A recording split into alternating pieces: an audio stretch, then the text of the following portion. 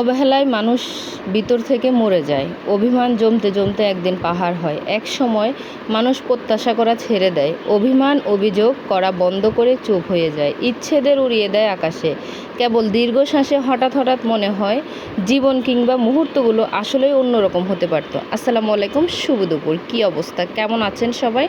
নিশ্চয় আল্লাহর অশেষ রহমতে ভালো আছেন, সুস্থ আছেন। আলহামদুলিল্লাহ, আপনাদের দয়ায় আমিও ভালো আছি। আজকে এখানে আমি রান্না করব ইলিশ মাছ আর আলু বেগুন দিয়ে।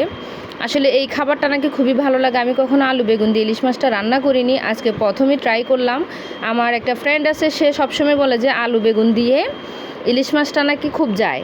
তো আমি ভাবলাম যে আচ্ছা ঠিক আছে, আমি তোমার কথাতেই আজকে রান্না করে ফেলি। তাই রান্না করে ফেললাম আলু আর বেগুন দিয়ে ইলিশ মাছ। এই তো আমার রান্নাটা এমন হয়েছে। আর আপনারা কারা কারা আলু বেগুন দিয়ে ইলিশ মাছ পছন্দ করেন সেটাও অবশ্যই কমেন্টে জানাবেন। সবাই ভালো থাকবেন, সুস্থ থাকবেন, আমার জন্য দোয়া রাখবেন। আল্লাহ হাফেজ।